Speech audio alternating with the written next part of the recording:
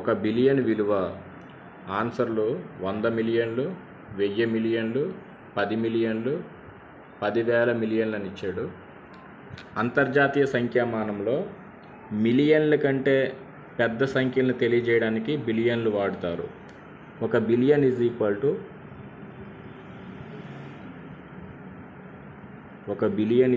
To 1000 మిలియన్లు. 1000 మిలియన్లు. 1 million is equal to 1 million is equal to 1000 వేలు లేక 10 లక్షలు. 10 లక్షలు అంటే మనకి ఇక్కడ ఇచ్చింది ఏంటంటే 1 బిలియన్ విలువ అడిగాడు కాబట్టి 1 బిలియన్ విలువ 1000 మిలియన్లు అంటే ఆన్సరు 2 మాట.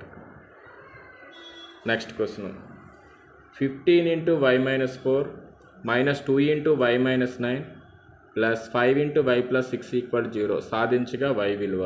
ఆన్సర్లు 3/2, 2, 2/3, 3 అని ఇచ్చాడు. అంటే ఇక్కడ 15తో మల్టిప్లికేషన్ తీసుకుంటే 15 × y - 4 - 2 × y - 9 + 5 × y + 6 = 0.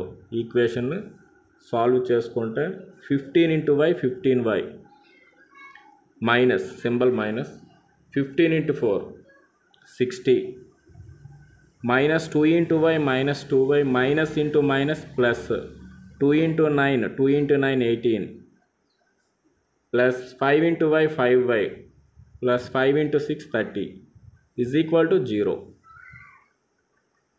y value simplify చేసుకుంటే 15y minus 2y 13y 13y plus 5y 18y remaining term minus 60 18 plus 30 48 = 0. So 18y minus 60 plus 48 minus 12 = 0. Therefore 18y minus 12 right side వెళ్తే plus 12. Therefore y is equal to 12/18. 12/18 6తో cancel చేసుకుంటే 6 2 जा 6 3 जा answer 2/3. So ఇక్కడ answer 3 2/3 third option. Next question ఒక పశువుల పాకలో 200 గేదెలు మరియు 250 ఆవులు ఉన్నాయి. గేదెలు ఆవుల నిష్పత్తి ఎంత? మనకి ఇచ్చిన క్వశ్చన్లోనే గేదెలు నిష్పత్తి కాబట్టి ఆవులు. మన క్వశ్చన్లో గేదెలు ఎంత అంటే 200, ఆవులు ఎంత అంటే 250. 0 0 క్యాన్సిల్ చేద్దాం. 5 టేబుల్తో క్యాన్సిల్ చేస్తే 5 4 जा 5 5 जा. So 4:5 third option. Next question 7/8ని శాతంగా మార్చిన. ఏదైనా నెంబర్ని శాతంగా మార్చాలంటే ఇంటూ 100 చేయాలి. 7/8 × 100 100. 4 టేబుల్తో క్యాన్సిల్ చేసుకుంటే 4 2 जा 4 25 जा. సో మల్టిప్లికేషన్ చేసుకుంటే 25 × 7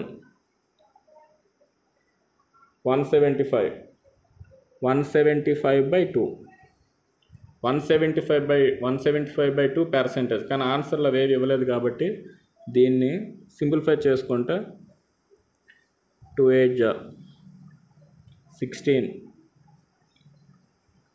2 7 जा 14 reminder 1.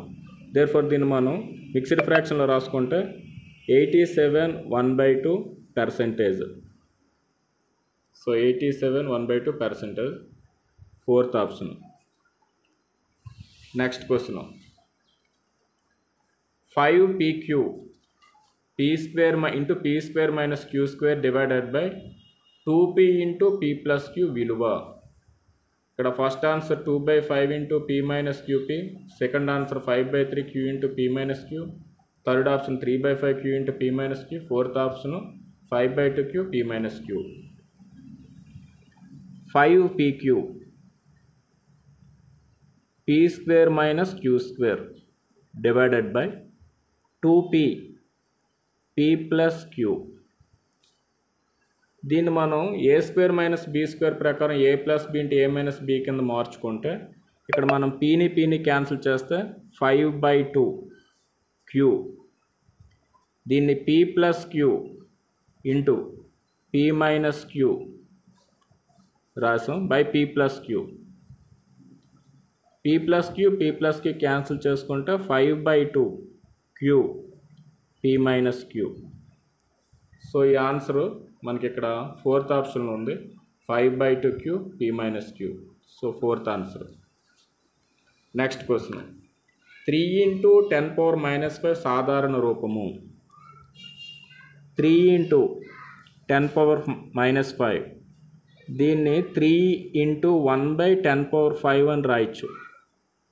This is equal to 3/10⁵ అంటే 1 పక్కన 5 జీరోస్.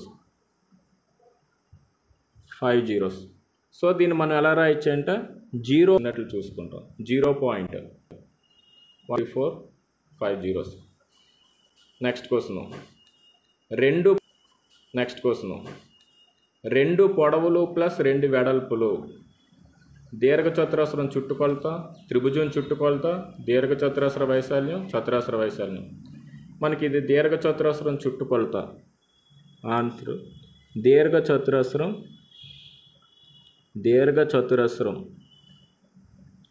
చుట్టుకొలత. దీర్ఘచతురస్రం చుట్టుకొలత 2 × పొడవు ప్లస్ వెడల్పు. 2 × పొడవు ప్లస్ వెడల్పు అంటే 2 పొడవులు ప్లస్ 2 వెడల్పులు. కాబట్టి ఆన్సర్ 1, దీర్ఘచతురస్రం చుట్టుకొలత. Next question, a² × 2 × a⁻22 × 4 × a⁻26 లబ్ధము. First answer 4 × a⁻28, second answer 8 × a⁻48, third option 2 × a⁻24, fourth option 8 × a⁻50. a² 2 × a⁻22, 4 × a⁻26. ఇక్కడ మల్టిప్లికేషన్ చేస్తే 2 × 4 8. ఇక్కడ అన్ని బేస్లు ఈక్వల్గా ఉన్నాయి కాబట్టి పవర్స్ యాడ్ చేసుకుంటే 2 + 22 + 26. This is equal to 8 × a⁻. 2 + 22 24, 24 + 26 50. So fourth option answer. Next question, 16/5 - 7/5 విలువ. Options 7/5, second option 8/5, third option 9/5, fourth option 10/5. ఇక్కడ డైరెక్ట్గా LCM 5. 16 - 7, this is equal to 9/5. 9/5 option వచ్చేసి థర్డ్ వన్.